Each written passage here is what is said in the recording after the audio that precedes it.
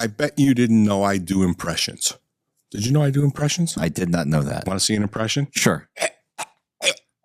Oh, I know that one. I know that impression. That is Connor Hellebuck. See? That was a fantastic impression, and you got it, and you got it right away.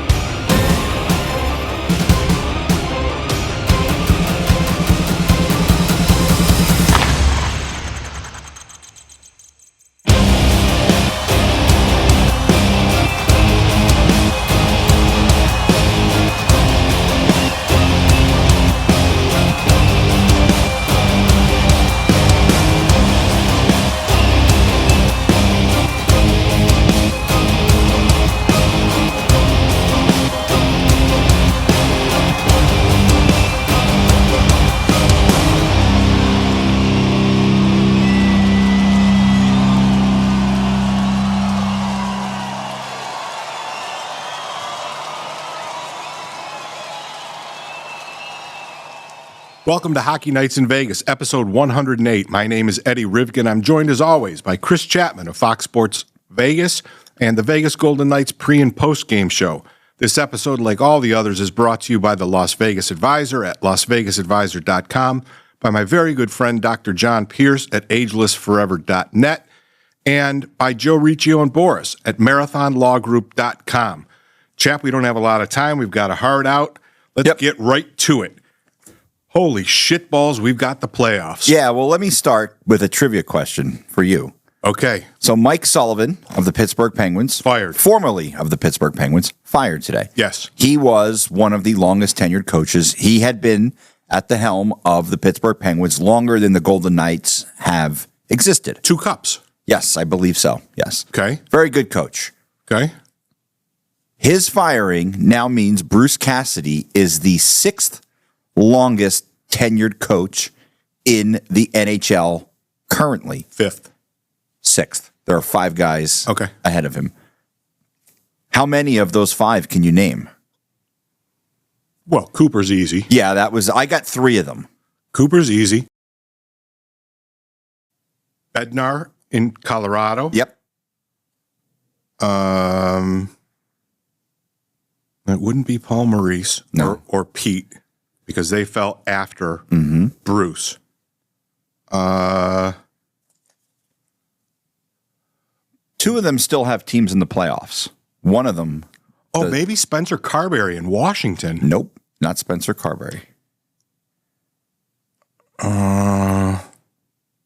Who is Spencer Carberry playing? Oh, that's right. The little French guy. Saint Louis in Montreal. He's another one, which I did not get. I did not know that. Other guy is about to eliminate my New Jersey Devils. Oh, yeah. How could you forget Brynda Schnoz? And you ready for the 5th? I had no idea. Go ahead. Andre Tourigny of the Utah Hockey Club. No, we got to double check that. Pete's ahead of him. I mean, Bruce is ahead of him. I think it goes Bruce, then Pete and Paul Maurice were on the same day or one day apart. Pretty close together, yeah. They were like one day. That was the one that threw me for a loop. Mama, don't let your son grow up to be an NHL hockey coach, that's for sure. I mean, how about John Cooper? 13 years on the Bucking Bronco. And remember, 12 years on the Bucking Bronco. He was on the hot seat after a couple of times. Yeah. So Tourigny, or Nye, was hired on July 1st of 2021. Wow. Yeah. So he's been there 4 full seasons, and it sounds like they're going to bring him back. I mean, they weren't awful. He's done a good job with that team. So maybe they push. I don't know, but that was the one. I mean, I feel bad for Sullivan because it isn't really his fault. Yeah. Bottom line is the GM fucking Dubas. Yeah. It's garbage. By the way, their roster is garbage. I will get my cheap plug in here. Go ahead. The owners of the Pittsburgh Penguins, Fenway Sports Group. Okay. John Henry and those guys. John Henry owner of the 2024-25 Premier League champion. I saw something in passing. I couldn't sleep last night, and I saw something. I'm like, oh God, I bet it was Liverpool, and I'm never gonna fucking hear the end. Nah, I'm not. That's all. That's my cheap plug. Champions. Well, 20th time. Okay. Can we talk hockey now? Let's talk hockey. Well, we did talk hockey. So let's start in the East. Montreal had a chance last night. You know what? Series, and then Washington. Well, Tom Wilson delivers the big hit. Oh. I mean, he fucking destroyed. Carrier's still wondering when. Yeah. I have no, I saw some people, and you know what it is? It's the people hate Tom Wilson because he's Tom Wilson. And yeah, you know what? There's a lot of questionable bullshit in his history, but Tom Wilson is a guy who, if he's on your team, you fucking love him. He's the ultimate definition of that. Yes. And there are other players in the league. You talk about fucking the worm in Edmonton, Corey Perry. Yeah. You could throw Brad Marchand in there. Right. But the ultimate definition of everybody fucking hates him unless he's in your room is Tom Wilson. Listen, we talked about it 25 episodes ago, before this season. Who'd you like to go out there and splash around and get? Could you imagine Tom Wilson playing in this team? First of all, he likes Vegas for obvious reasons. He was an all-star here, won a Stanley Cup here. Right. Vegas has been very good to Tom Wilson. And he got the bag, and he deserved to get the bag, but wow. Could you imagine this team? Anyway. Here's the thing. He plays on that line where sometimes it gets crossed. But he is a really fucking good hockey player. Yeah, he's a really good hockey player. He's a dynamic hockey player. I would love him on this team. And the fans who hate him, that would change real quick. Just look at the way it was with Ryan Reeves. Like, Tom Wilson is Ryan Reeves, who can score 25 goals. Right, with significantly more talent. So the big hit kind of changes momentum of that game. But the thing is, that series is 3-1 in favor of Washington. Montreal's been in every single game. Montreal's been one shot. Yeah, if Montreal, the whole series. If Montreal was playing the Devils, they'd be up 3-1 in their series. Oh, sure. If they were playing, maybe not any other, Ottawa, they'd be up 3-1 in their series. Sure. Okay. Does Montreal have another win in them? Or no. Well, maybe they get another. I don't. Game 5's in Washington. It's over. I picked the Canadians. I thought there'd be, and you know what? They haven't embarrassed me. The series is going to look bad when you see 4-1. But when you look at those games, a couple of overtime games, last night was right there for them in the third period. What I like about Montreal is they are maybe one real dynamic player away from being a contender, and I think they need to upgrade the goalie position. Well, they certainly need to upgrade the goalie position, but I mean, my God, the kids, they're so young. The Russian kid, Demidov. Oh, yeah. Listen. It was like BTS showed up in Montreal when the guy landed there. If you look up how to retool a franchise without rebuilding it. Yeah. I mean, you got Suzuki's the captain. Yeah, Caulfield is Caulfield. He's a little kid too. You got Demidov. You got Lane Hudson. Patrick Laine. He's good. He's a good player. He's good, except the times he has to play 5-on-5. He's good on the power play. That's what I mean. Yeah, but this is the bell has tolled for them. They're not winning Game 5 in Washington. I was rooting for them. I like them. I really like what they're doing. I like Martin St. Louis. You know what? I didn't know how good of a coach he was going to be. He survived the hot seat. And listen, he's got them going really close to being a legit contender in the East. You want to get your Devils over with? They're done. They're going to have 3 more defenders out. Luke Hughes is out in Game 5. Already out? Already out. I read this morning. He's out. Brendan Dillon's out, and the other defenseman's out. Listen, injuries have decimated that team. That being said, I don't even know if a fully healthy Devils team could have beaten the Carolina Hurricanes. It's not that Carolina's really that good. It's just that it's a bad matchup for them for whatever reason. Stylistically, it's a bad matchup because New Jersey wants to play with speed, and Brind'Amour's guys want to make the ice 5x5. Yeah, but that team does not take any fucking shifts off. No. Like, I love when they come here because if there's ever a team that takes on the personality of their coach, Yeah, they play them. exactly like him. Yeah, 100%. I love watching them for that reason. It's why a guy like Will Carrier fits there because he plays. You know, he doesn't take shit off. Like Will Carrier will give you, if he's going to play, 12 minutes a night, he's giving you 12 fucking hard minutes a night. Yeah, he only takes the 20 games a year off, but can't help that. Injuries are not Right. but like Sebastian Aho's good player. That's a team. You know what They're solid, but they're not remarkable. Right, which seems to be a lot of teams in the East. And that, ultimately is why they won't, They won't win a cup. they won't win a cup because much as they are in the likeness of their coach, they don't. And I mean, Sebastian Aho is a top 20 or 30 player in the NHL for sure. Yeah. And they're deep and they're and listen, one of these years, Slavin's going to get to Norris. His coming out part, when we get to the Golden Knights, we'll talk about Matt Boldy.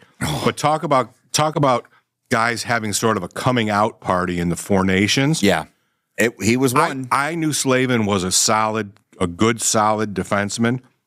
Jacob Slavin is a top 5 defenseman in the NHL, and if you don't believe me, fuck you. Yeah, you're wrong. I'm right. You're wrong. If you don't agree, the guy can play. He's unbelievable. Did you see the goal he scored? Yeah, unfortunately, yeah. I mean, it was that's like the new thing, off the goalie's ear and in. But but he's a defenseman. Yeah, he's not supposed to do that. Right. He's not supposed to score those finesse goals. So Yeah, they're done. He's good. Done. Yeah, New Jersey's done. No more wins. No more wins. Yeah. Okay. That's about the only series I think I'm going to get right. I said Carolina in 5, and yeah, that one feels right. That feels right. Yeah. All right, who you want to do next? Let's do Florida. Actually, let's do Tampa or Toronto and Ottawa. Well, I get the dunce cap on that one. I'm really disappointed in Ottawa. They haven't played bad though. They haven't played as good. Haven't played as good as I thought they were going to play. That's the problem. And Linus Ullmark. Ullmark kept them in. I mean, they haven't got. They haven't got. Game 1, the score looked really bad, but the game really wasn't that far. It was actually a lot closer than the score indicated. They have not got boat race yet. Yeah. And the thing is, I think we, unlike Montreal, where the moment wasn't too big for them. It is. I think for Ottawa, maybe the moment is just a little too big for them. It is. And, you're going up against an experienced Toronto team. Anthony Stolarz is playing great. He's playing above his head, I think. For him, he's playing great. Yeah. Jackson, New Jersey native. Anthony Stolarz, Stanley Cup champion. Whatever. But I think Toronto, this may come back to bite me in the ass. I think they've got a legit shot to come out of the East. No chance. No chance. But their forwards are playing well. I would say that they can look at this as an empowering win because Ottawa didn't go easy. Yeah. Right? They did, but I think Ottawa could win game 5. In Toronto? I think that. Yeah, I think they can. I don't think they're intimidated about playing in Toronto. I think Ottawa is going to be the most competitive of the East. Well, I think Ottawa, this game will be the most competitive. They're not going to roll over. No. There's too much pride of province, and they're the cap. They're not going to roll over. No.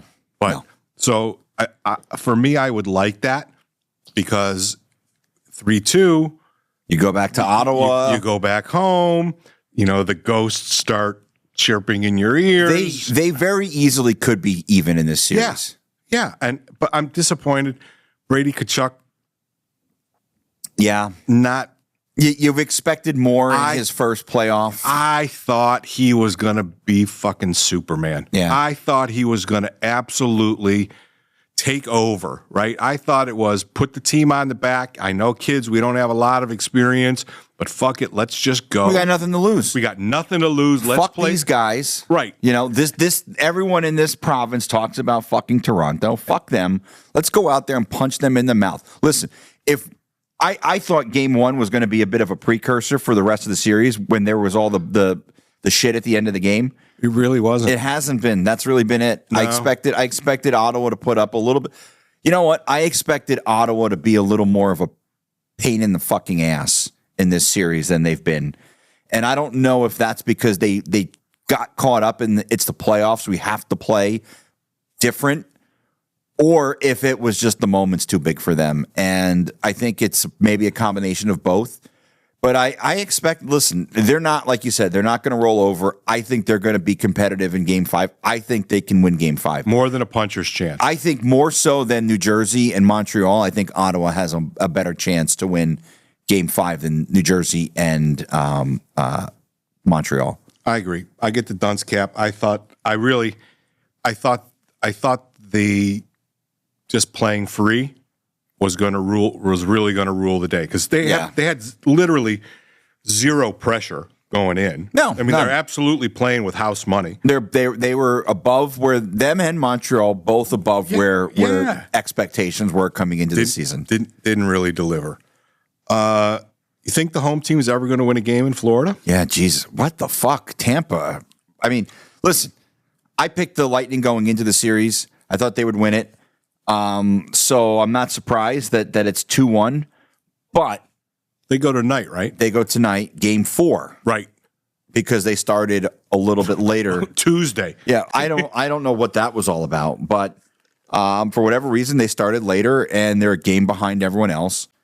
I think the Lightning get them again tonight. Really? I think Tampa's going to win the series. I really do. That series is so hard to understand, and it's unpredictable. I mean, there hasn't been a competitive game in the series between two hyper-competitive teams. I mean, Florida went in there and just flat smashed them, right? You know, someone sent me something last week before Game 1 of that series, and it was the last 20 games, including the playoffs between these two teams, and everything was basically dead even. Same amount of goals, same amount of wins. It was, I mean, it seems right. You know, these are the two most evenly matched teams, I think, in the playoffs. Dallas and Colorado. Well, here's why, though. I think both of these teams could win the Stanley Cup. I agree with that. You don't think Dallas and Colorado can both win the Cup? Which one can't? I think Dallas can't. Really? Yeah. You don't think Pete can get it done? No. I love Pete. I really like Pete. I know. And if the Golden Knights don't win, I'd be rooting for Pete. I just think the road is very, very tough for them. I was surprised. Listen, we'll get to that, but we will. Getting back to Tampa and Florida, I think. So it's not that I don't think the Stars could win the Cup. I just think that Tampa and Florida are better than the Dallas Stars. Okay, so Tampa wins tonight 2-2. How many games is it going to go? 7. So you think that Tampa's going to win in 7? Tampa's going to win 3, 4. And 7. Well, no, they have home, so they win in Florida tonight. They go home. I think they win Game 5 in Tampa. They lose Game 6 in Sunrise, and they win Game 7 in Tampa. It's awfully fun hockey to watch. It certainly is. But I do have a note to talk about before we end up finishing off the East.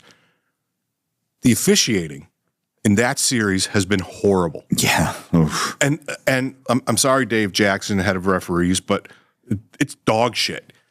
I mean, one guy gets suspended. Matthew Tkachuk absolutely fucking steamrolls him an hour after the puck left. The puck was so far gone, it was warm. Yeah. Right? The puck was so far gone, it went to commercial and came back, and then Tkachuk just annihilated him. Yeah.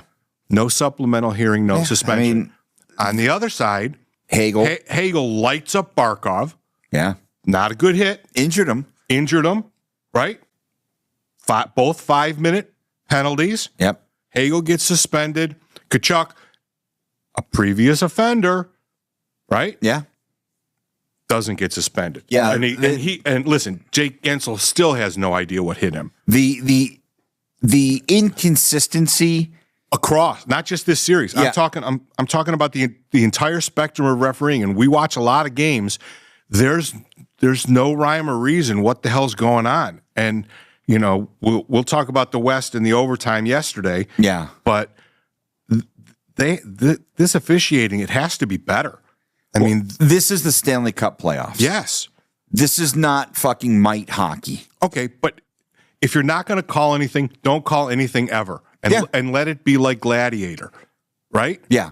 Or call the fucking game and manage the game so that I don't. Here's my concern, and is a burn my side watching a lot of hockey. When the players don't know what a penalty is, that's an issue. That is a gigantic issue. If the players know what they can get away with, they get away with it right up to that line, and then they stop because they know they're going if they do it again. Well, perfect example. Zeev Buium, high sticks, Mark Stone. Right. That kid knew right away what he did was wrong. Yeah, 100%. But the unknown in baseball, the equivalent is if a player doesn't know what the strike zone is. Yeah. That's a fucking problem. Right. That's a problem. Because the inconsistency in these particular plays, like, all right, you know what? You're not going to call, hold or, hooking. That's one thing. When you're allowing guys to get potentially mugged. Yeah. Serious, when guys are on the cusp of sustaining serious injuries because you've lost control or you're inconsistent in what you're calling, I'm not a fan of the game policing itself. I don't like that because you and I are around players. The idea of these guys getting seriously injured because it's playoff hockey and you can't call certain things, that's garbage. Okay, but policing I disagree with you 100%.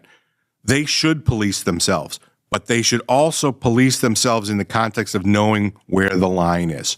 The problem isn't with them policing themselves, right? And that's what I'm saying. It's the same concept we talk about if they ever took fighting out of the game. Yeah, right. It would be slashing a sword, left and right. It would be a sword fighting game. Yeah. But I feel like these players are going into these games, even from it's not necessarily period to period, but game to game, they don't know what the road is. That's a problem. And there's no excuse for it. No. The league pares down the officials just like everybody else. Yeah, you right? Eliminate the guys who you deem not qualified to. They have statistics and metrics and everything like that of how they manage games. So we're supposed to be getting the best. I think let's see, if there's 8 series, there's an extra referee in each series. So you're getting the best 40 refs. You're getting the best of the best. But even from series to series and game eliminate to game, down. Yeah, we're not. The players aren't getting the ability to know where the bumpers are, where the rails are. That's an issue. That's a serious issue. And it bodes very poorly for the quality of the game, but more than that, for the safety of the players. Well, and that's my biggest issue, because when it becomes a player safety issue, that's a bad look for the league. And the Department of Player Safety is the biggest egregious offender. Yeah, because there's no fucking consistency there either. One of the toughest guys in the last 20 years. George Paros. Right? Yeah. Right? Tough fucking guy. Could punch a hole in a cinder block. Right? Clearly got punched too many times because he's got this consistency of oatmeal when it comes to meting out discipline. And it's bad. And it has to get better because, as you know, I mean, listen, the energy level is pretty high across the board in these series. There's none of them are a wet fart firecracker. No. Right? It's only going to get worse. Not worse. It's only going to get more intense. Yeah, as the playoffs go on, day to day, teams get more and more desperate. Later in the series. You don't think fucking Ottawa's desperate? Their season is over next time they lose. If they don't know not what the rules are. They know the rules. If they don't know how the game's going to be officiated, if they don't know how much they can clutch and grab, or how much, they can interfere with a guy when he dumps it past him, how much they can slow him up, right? If they don't know that if they punch somebody in the head, they're going to get a penalty in a scrum, right? There's the best example ever. And we'll get to Nick Hague's legendary right hand a little bit later on. But the point is, if you don't know what you can and can't do, you just got to keep doing. But when they do raise their hand, you've now put your team in a predicament. Well, I think when you don't know how much you can get away with, you're going to continue to push the envelope. It's like being a little child. Yeah. Right? You just keep doing stuff until daddy smacks you on the ass and says, that's it. Well, it's like me being married. I'm not going there. Sorry, pal. Your wife is a lovely woman. I will not comment on your marriage. I'm just saying, if I don't do the dishes or don't vacuum, maybe she gets a little upset, but she doesn't yell and scream at me. No. So, my wife is not a yeller or screamer, period. No. But anyway, like I just don't particularly like when you put the players in a situation where they're left to interpret the rules, because that's how guys get hurt. These are all super athletes, the best athletes on the planet. Super juiced up. Just raring. Yes. Right? And a guy like Tom Wilson, prime example. He is a fucking Tyrannosaurus Rex. He is the alpha predator when he's out there. And if you don't draw the line, he's going to cross the line until you do draw the line. Because he doesn't know where the line is. Right. That's the problem. All right, so let's see. We've got a game 4 tonight. You like Tampa. I think Florida I think this is the first game of the series where the home team actually shows Tampa's up and wins. in big trouble if they lose. If they lose 3-1, they're in big. I'm not going to say it's over, right? It's easy to pick. Florida blew a 3-0 series lead in the Stanley Cup final last year. So. I mean, I picked Florida. You picked Tampa. This series is very, very much up in the air, but it's in Tampa's best interest to win tonight. I think it is too. Yeah, that's fair. New Jersey, done. Montreal, done. Ottawa, a fighter's chance, more than a puncher's chance. I think they've got a real chance. Yeah, but they're you know what Ottawa is? They are that fighter going into the final round who's losing on the scorecard, right, and they have to lay it all on the line, which leaves them vulnerable to get knocked out. I agree. I would love to see Ottawa win just to extend the series. Right. All right, that's going to wrap up the East. We'll be right back. We're going to get a word in from Dr. John Pierce at Ageless Forever. So if there's a little bit too much whip in the shaft of your hockey stick and you want to be able to hit the back of the net, here's your answer. But I'm not going to tell you anything about it because I'm going to let my good friend Dr. Pierce tell you exactly what this bad boy is, and prepare to be amazed. This is the Phoenix Pro. This is a home unit to deliver extracorporeal, I call it sound wave therapy. The technical term is shockwave therapy. Here's where we get to the fun stuff, kids. Okay? And they applied it to their genitalia, and they found that, yes, indeed, it improves blood flow. When we talk about, male genitalia, what is an erection? It is a blood flow issue. So if you're having issues, and you've gone to see your doctor, you've had your testosterone balanced, and you're doing those things, and it's working great. If you're finding that you're using a medication like Viagra, Cialis, something like that, and you're finding less and less effect, that means that the blood flow isn't as good.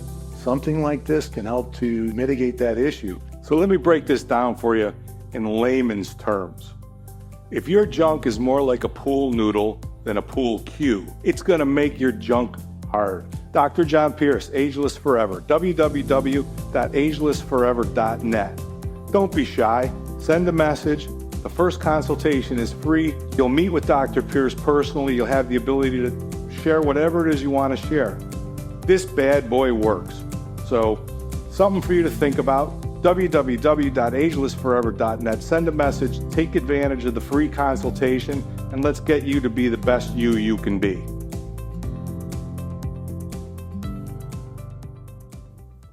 I bet you didn't know I do impressions. Did you know I do impressions? I did not know that. Want to see an impression? Sure. Oh, I know that one. I know that impression.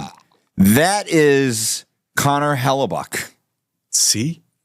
That was a fantastic impression, and you got it, and you got it right away. So we'll start the West with the President's Cup champion Winnipeg Jets in St. Louis. Connor Hellebuck hasn't decided to play 60 minutes in the last 2 games, giving up 4+. Oof. They boat raced the Blues in Winnipeg, and then got boat raced twice in St. Louis. Pulled and boat raced. Yeah. Okay, on a scale of 1 to choking like a teenager on her first blowjob, how close is Winnipeg to going out of here? They're close. You think? I think they're in trouble. Are they? They're not going to lose. I don't think they lose. Are they hearing it though? They are hearing it. That's a team in the room. Are they hearing it? Yes. Yeah. The fan base. Yes. Panic. Yes. We've been here before. 1 to 10 on the panic scale. 9. 9. We have been here before. Are we really going to fucking do this again? That's a team in trouble. St. Louis was in the games in Winnipeg. I think they actually led in both of the games in Winnipeg. They did. They fucking destroyed Winnipeg in St. Louis. Destroyed them both games. St. Louis is not afraid of them. St. Louis is playing like a team that's not afraid of them. And Jordan Binnington has been good in the series. That he's been better than Connor Hellebuck. There's no doubt about that statement. Again, he's been better than Connor Hellebuck because these were the 2 guys in the Four Nations face-off. And Jordan Binnington carried Team Canada over Team USA. I believe that one of the hosts on this podcast said, "How could you bet against Jordan Binnington?" But then he picked Winnipeg, by the way. Well, here's speaking in my second person or third person, yes. But the first thing I said about that is, how can you bet against Jordan Binnington? Yeah, I still think Winnipeg wins the series, but how many games? It's going to take all 7.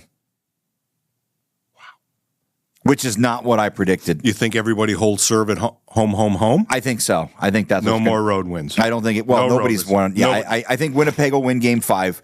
I think they're going to have to fight their ass off to win Game 5.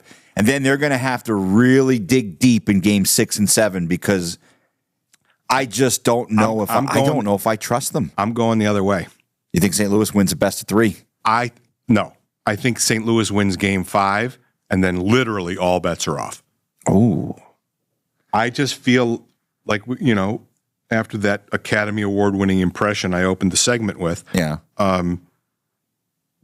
have to be hearing it. Yeah. And it started out as whispers.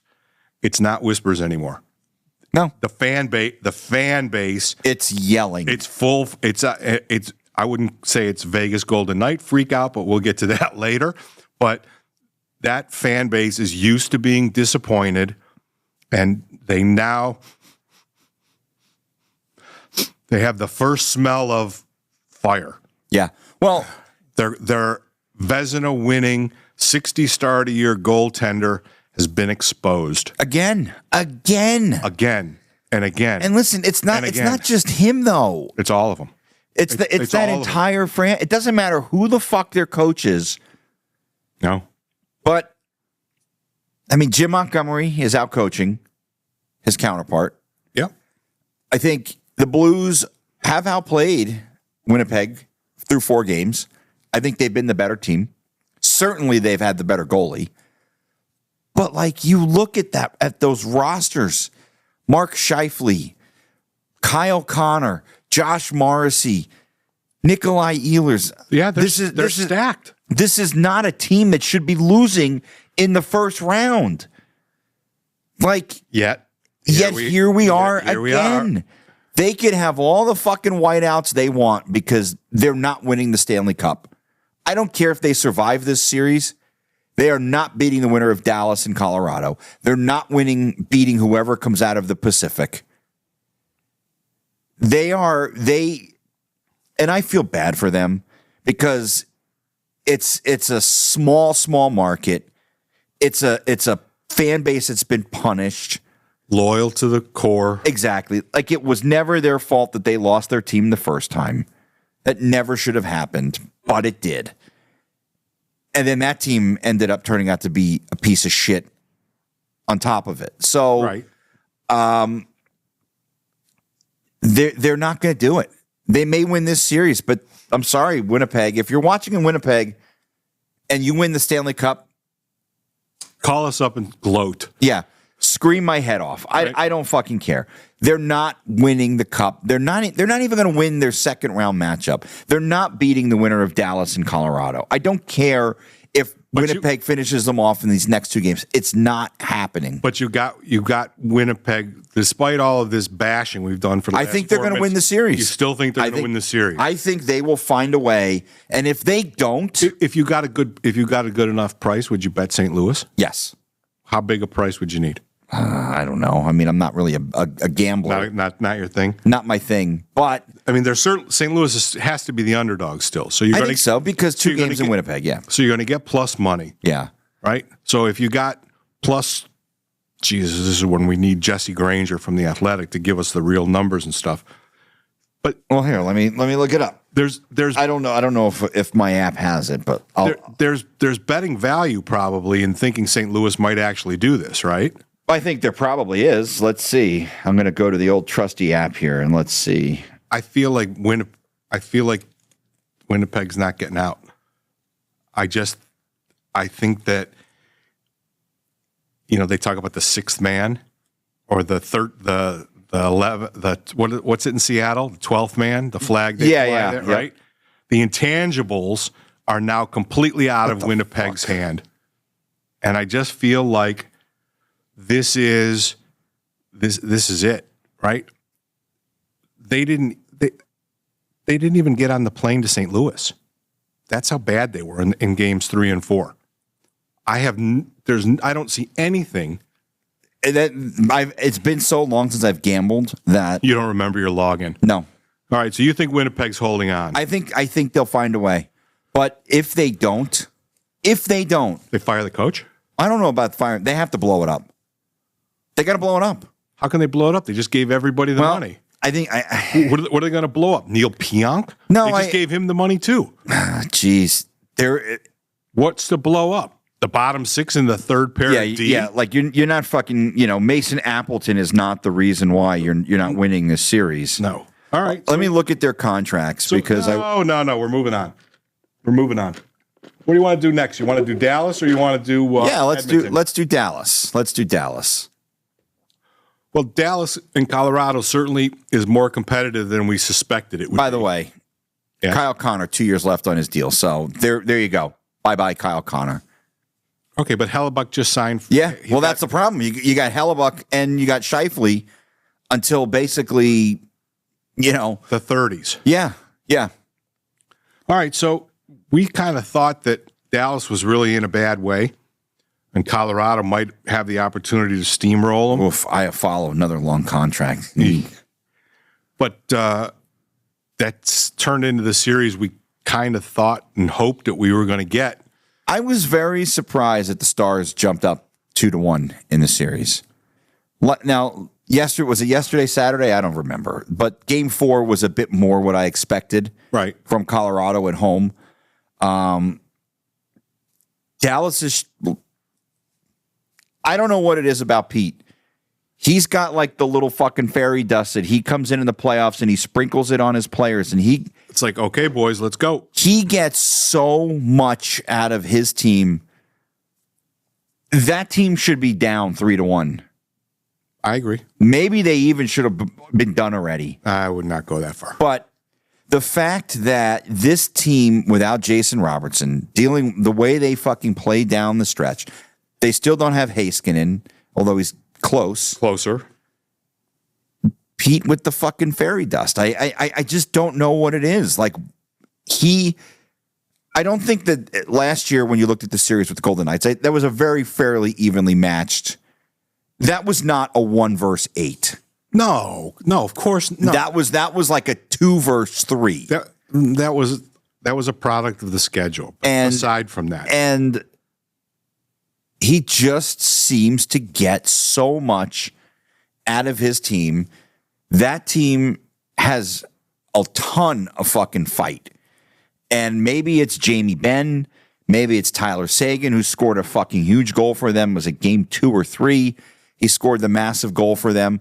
Like, That's a very good hockey team. The Dallas Stars are everything that the Winnipeg Jets aren't. But we were saying when we did our predictions, I said Colorado was going to buzzsaw. and I think everybody, they lost 7 in a row in the regular season. They lose the first one out. Somehow they get 2 overtime wins to go 2-1. This series is far from over. I still think Colorado is going to win Game 5. That I said Colorado would win. I said Colorado would win in 5. And Gabe Landeskog came back, and it's a great story. Yeah. And he scored his first goal, but there was no discernible bump. I don't think I don't think the impact is quite there. Maybe for that first game, the emotions. Yeah, for the first shift. Yeah, but Dallas doesn't give a shit about that. But here's the thing.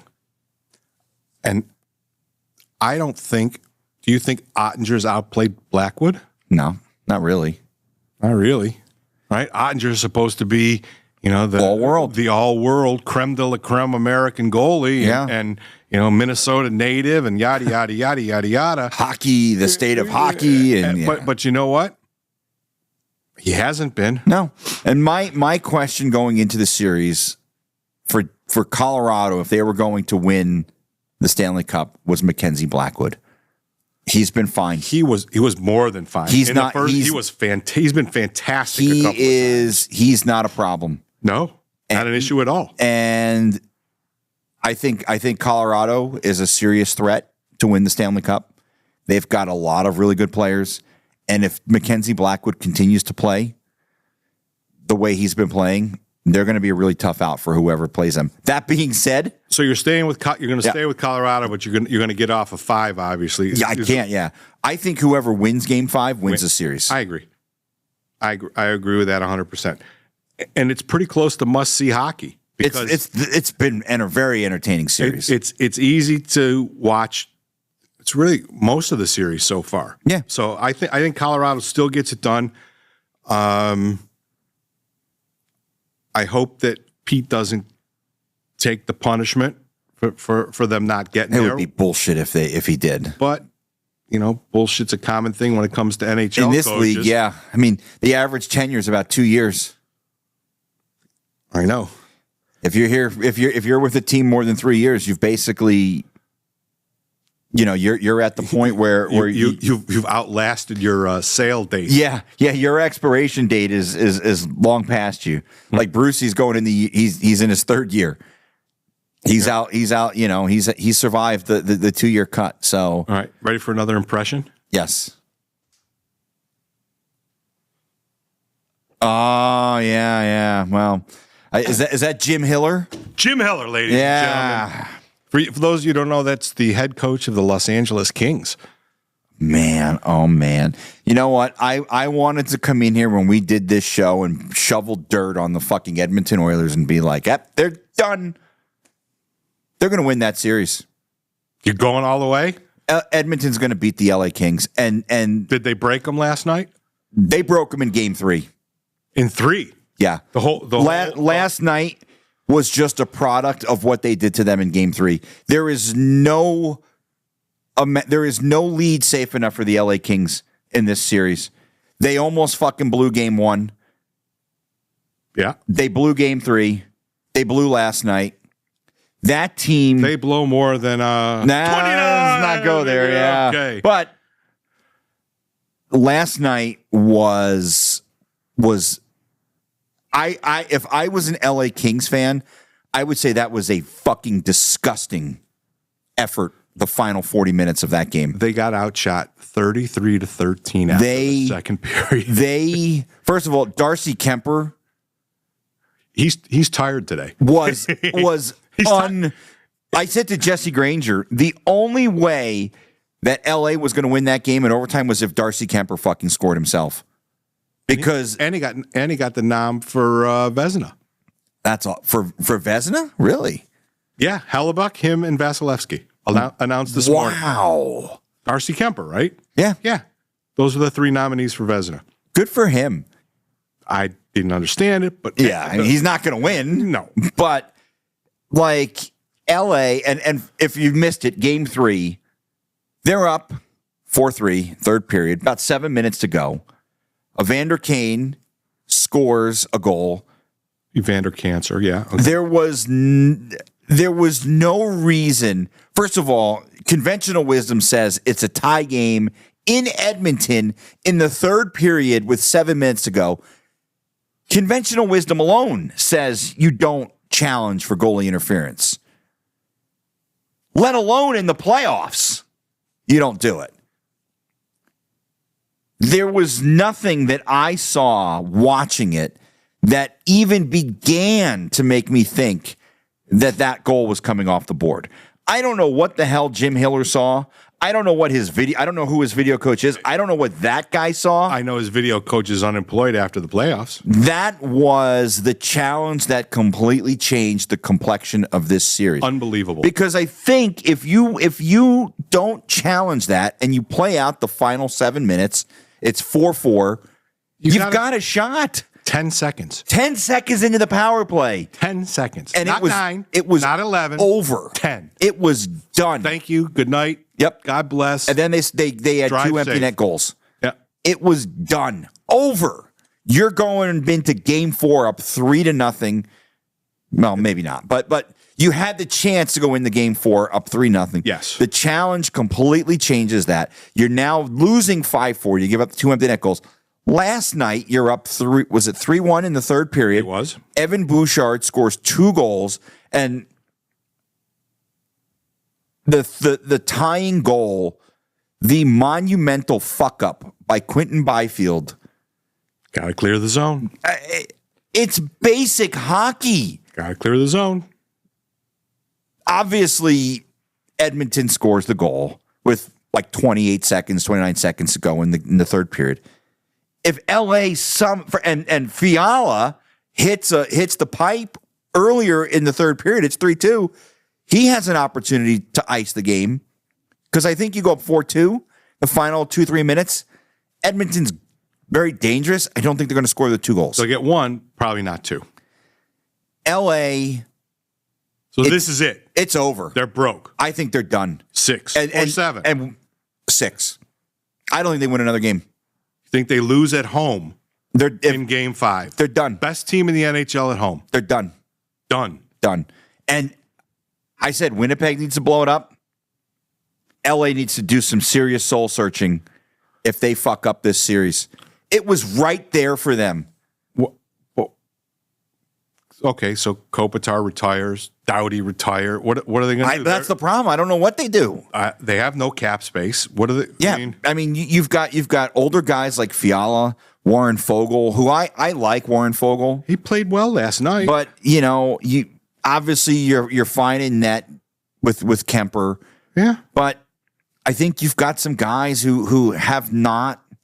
Mikey Anderson, I expected him to be a stud. It's too late for Dustin Brown to come back. He sold his house for $14 million. Gavrikov, hasn't really been. He takes the crucial penalty last night in overtime because they couldn't get the fucking puck out of the zone. I mean, they got.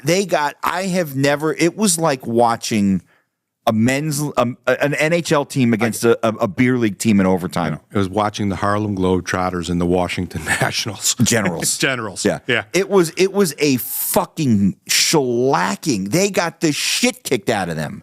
So I don't want to tell you which one of the 2 hosts of the Hockey Night in Vegas podcast said that if LA puts Edmonton on the power play, they're going to lose the series. Oh. But that was no great stretch of hockey wisdom to share that.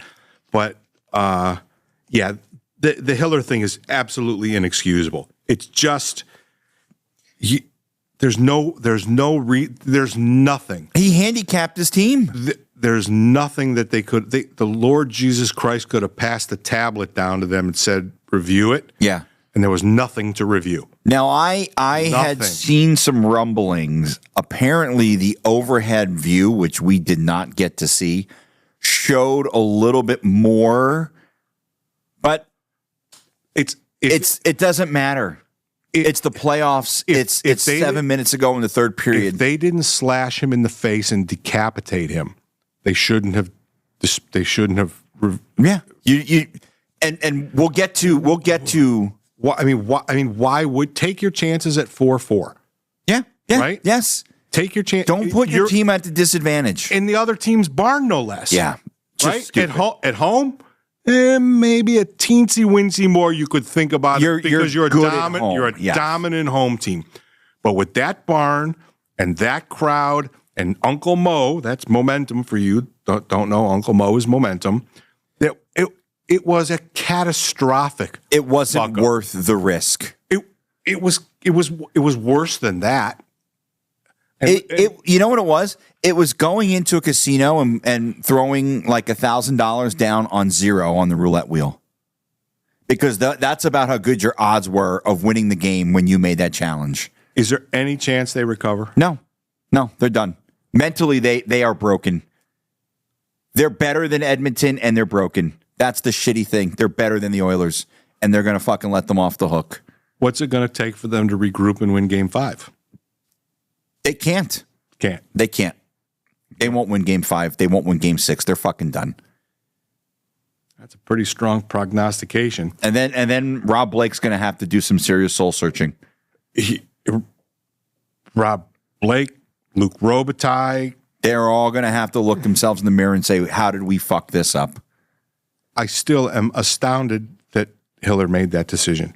Listen, I couldn't give a shit less.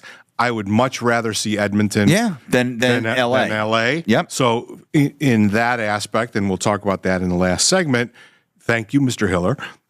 Yeah. But the thing is, like, you gave life to this team. Yeah, I mean, why would you choke them out? Why would you choke them unconscious and then revive them? And the thing is, even if you lose Game 3, you're like, all right, you know what? That's a good team. They were basically on their 8th of 9 lives, and In their barn. yeah, we can come out. We're happy with the way we played last night. I think the third period, they reverted back to it was mental. It was totally they took their. I don't understand how you take your foot off the gas when you're up 3-1. Even when you're up 2-1. I don't know how you take your foot off the gas in the Stanley Cup playoffs, period. They deserve to lose. They got what they got. You know what? I like when stupid gets punished. And that was stupid, and they're going to get punished for it. Okay, that's going to wrap it up. Let's get a word in from Joe Riccio at Marathon Law, and then we're going to discuss the most important series at hand for the two of us, the Golden Knights and the Minnesota Wild. We'll be right back. I'm here with Joe Riccio from Marathon Law Group. And Joe, sometimes when couples go through divorce, one of the partners will deprive the other partner of visitation with their children. Obviously, this is never a good situation for anybody. So what steps can someone take to maybe deal with this type of issue if it arises? Well, no, thanks, Chris. One of the most important things you can do is make sure that you have a court order. And in the state of Nevada, over the last several years, the Nevada legislature has moved towards involving both parents and finding it best for children to be involved, or parents to be involved with both children equally, both on the legal custody and the physical custody side of things. So if you're being denied time or deprived time, whether it's in a court order or not, you definitely want to take measures to prove or at least show the court that you've been making those overt efforts and that the other side has been depriving you. So maybe like keeping a calendar or something like that and marking when you have visitation with the child, maybe marking when you should, and if you don't get visitation on that particular day. Yeah, absolutely. Not only could you keep a calendar log, but there's applications that the parties can get into without the court for free that allow them to communicate that the court can look at when that time is right. And then there's other mechanisms that you can engage in as well, such as text messaging and emailing and making sure you're keeping those records. All right, chap, we're down to one series. The only one that really matters. The only one of great significance to us. I have a different sort of take on this than you do. I listened to you yesterday on our friend Brian Feldman's show. You did the segment before I did. Yes. And you were a little bit angry. Yeah, rightfully so, I think. And I understand that. And Do you know what doom scrolling is? Have you ever heard that phrase? Yeah. That's why I tend to avoid social media, except during hockey games. I just learned that term a couple of days ago, right? Because I'm much older than you and not social media, right? You don't do it as much. So I heard this doom scrolling thing. and I became instantly fascinated how doom scrolling applies to the Vegas Golden Knights fan base. A lot of people in Europe are doom scrolling today, by the way, with the power outage in Spain and Portugal. Yeah. So I don't really think I'm a doom scroller. Yeah, I don't think I really do that. But I do take a secret, it's like a secret enjoyment. Like it's like a sweet you're not supposed to have, watching the fan base lose their fucking mind. Oh, I like that. I think it's funny. And they couldn't blame enough people. They couldn't type their names into the post fast enough. Aiden Hill, Petrangelo, Nick Hague, Shea Theodore, where the hell's Stone Eichel Barbashev, and I had like one of the more enjoyable hours watching the entire meltdown. Yeah. But yeah, so that's it. That's my random thing. Doom scrolling is a fun thing. It is. It's right. It's depending on what's going on in the world. Yeah. Right. But let's talk about it. They deserve to win game one. They were better. They were better. They outplayed them. They outshot them. They Golden Knights'd them, right? Yeah. Games 2 and 3 were abysmal. Games 2 and 3 to me were almost as bad as the Winnipeg Edmonton late in the season, the 2 home games we watched with Serena. Right. Yeah. Right. Yeah. They're almost that bad. But this is where I think we're a little divergent about stuff. It's the playoffs. Minnesota is not there because they're a shitbag team. They got their bona fide superstar back, and he showed up as their bona fide superstar. Game 4 was a back-and-forth affair. You could easily say that the Golden Knights deserved to win the game. They outplayed them. They outshot them by 14, 15. There were times in the second into the third period where the shots are almost 2-1, right? Aiden Hill was solid, right? We're both guilty of overlooking Minnesota a little bit. You would agree. You know what? That. I did the pregame on Fox on Saturday, and I was asked, did we, as in I think fans, media, did we overlook the Wild? And sure. My response was 100% we did. They are a much better team than I think we all gave them credit for. But the team didn't. No, the team did not. Didn't. The outside noise, Bruce Cassidy and the guys, they do a great job of blocking all of that out. They don't give a fuck what we think. This is all about imposing your will, right? That's what this is. Mm-hmm. And Minnesota had 2 really good games, and they were effective in forechecking the Golden Knights out of their game. And they caused a number of bad miscues, specifically from the defense. And listen, we're not going to pound on Shea Theodore. Shea Theodore knows he had a shitty game. And we don't need to remind them. There's right. They are, if nothing else, self-aware, right? And listen, Shea rebounded and has had a pretty good game 3 and 4. And they're prideful folk, right? Yeah. And they're playing for the crest on the front of their jersey. So we're guilty of overlooking Minnesota because the Vegas Golden Knights are a significantly better team than Minnesota. Okay? I think top to bottom they are, yes. Right? Guess what? Game 5 is tomorrow night. 6:30 for you folks. It's not a 7 or an 8. We'll take a 6:30 once in a while. Yeah. I'm okay with that. But I have news for you. The Vegas Golden Knights are still a significantly better team than the Minnesota Wild. When they play their game, they are, yes. Exactly. Top to bottom, goalie out, bench to goal, whatever way you want to look at the lineup, right? Minnesota had their way a couple of times. We've had our way a couple of times. It's the best of 3. 2 games are in the Fortress, right? I have my thought to lose the series concern. 3 out of 10. I think they could lose a series, but That overtime goal, we talk about squeezing your stick. I think that opens things up for them a little bit more. And not a little bit more. They went from their corset making it unable for them to breathe to running around naked in the ocean. Okay, this was the restrictor plate. If you're a NASCAR fan, I know what that is. Yeah, right. The governor, you took it off at Talladega, and now you're going 220 miles an hour. Right. This was that freeing moment. Okay, we're not going to go down 3-1. The sky is officially not falling. Let's just get back to what we're doing. Play Golden Knights hockey. Ultimately, they're the better hockey club. And if they go out and be the better hockey club, they're going to win the series. And I still believe that they're going to win the series. A lot because of what's on the ice, but also because Bruce, this year, more than in seasons past, has no apprehension whatsoever about doing whatever the fuck it takes to get something to work. Well, he did it on Saturday. Listen, I watched the entire game like this. At 35,000 feet coming back from Florida, squinting like this, trying to watch the game. But guess what? I had my earbuds in so I could listen to the commentary. You get Dave and Shane?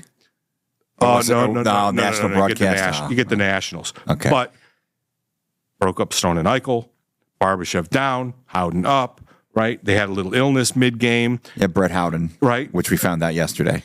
Oh, okay. I was sad to see Victor taking out. I thought he represented himself very well. I understand. Played well. Yeah. Tanner Pearson only played 7 minutes. Yeah. I think maybe that you may get Olofsson back in tomorrow night. I think probably Olofsson might come back in because 7 minutes is not for a team that prides themselves on balancing the 4 minutes lines, up and down the line. 7 minutes is that's like Ryan Reeves minutes. And I don't think Pearson did anything bad. No, but Olofsson adds an element, certainly a scoring shoot first. A shooter's mentality. Right. You know, like he's the guy you want on your side in a gunfight because he's not afraid to pull it out. So I look at it like, sure, it's 2-2, but for the first 3 games, our top line didn't show up and theirs did. Right? In game 4, our top line had 4 points. Yeah. I'm not even concerned with what they do. They take care of their own thing. Our top line showed up in game 4. If our top line shows up in game 5 and 6, and if there is a 7, the Vegas Golden Knights are going to win the series because that means they're balanced. Yeah. And that means that they're going to be more effective. And for me, it's a 3. What's your concern level for them winning the series? Probably a little higher, probably more like a 4 or 5. I mean, listen, I think at this point it's probably a little closer to a 50-50 than it is to a 70-30. But, okay, but there's 60-40 in between. Yeah. You went. No, but I think the Golden Knights should win the series. I think they're the better team. Right. But I think Minnesota has played a very good series. I think the problem is, from what I've seen through 4 games, the Golden Knights are more likely to beat themselves than the Minnesota Wild are to beat themselves. Minnesota has acquitted themselves very well. And when you watch the Wild, I don't think that I've seen anything significant out of them where if I was a fan of that team, I'd be like, oh my God, I can't believe they fucking did that. Like, perfect example was game 4. They take the penalty, the 4-minute penalty. Vegas needed every second of that 4 minutes to score. They scored. That's all. But I thought the Wild played really, they rallied around that kid. They played really, really well on the PK. And the Golden Knights, they caught a break and they scored. You give up kind of a goofy goal to make it 3-2 when Stone shoots it, kind of deflects in off of Hurdle.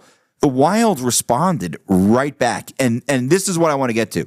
The difference between Bruce Cassidy and all these other guys in the league who are not 3 years into their team like Bruce Cassidy recognized there may have been goalie interference on Kaprizov, but that's a tying goal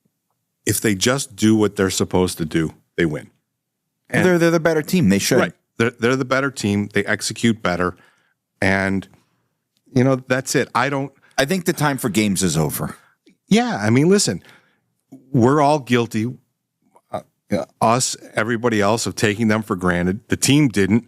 They got outworked a couple times. They got what they deserved, right? Yeah. They won the games they were supposed to win. Now they just have to do what they're supposed to do to win the series. So that's it. That's a wrap. We're 10 days basically into the Stanley Cup Finals. Playoffs. The Stanley Cup Playoffs Finals would be nice in June, but we'll talk about let's not get ahead of ourselves, yeah. But how are your brackets doing? Some of ours are not that good. So hey, the good news is we haven't lost anything yet. We haven't lost anything yet. So that's going to put episode 108 in the books. We want to thank our sponsors, the Las Vegas Advisor at lasvegasadvisor.com, Dr. John Pierce at agelessforever.net, and Joe Riccio and Boris at the Marathon Law Group, all for their kindness and generosity. It's the most wonderful time of the year. I know you guys think Christmas is, but nope, playoff hockey. Every single night, basically, from now until mid-June, we're going to get at least something to wet our beaks, as they say in the old mob movies. That's it. 108 is in the books. We're out of here. We don't know when we're going to be back. We got to wait for schedules and things like that to come. Thank you all for listening and for subscribing. How's your bracket doing? We'll see you again next week. We're out of here.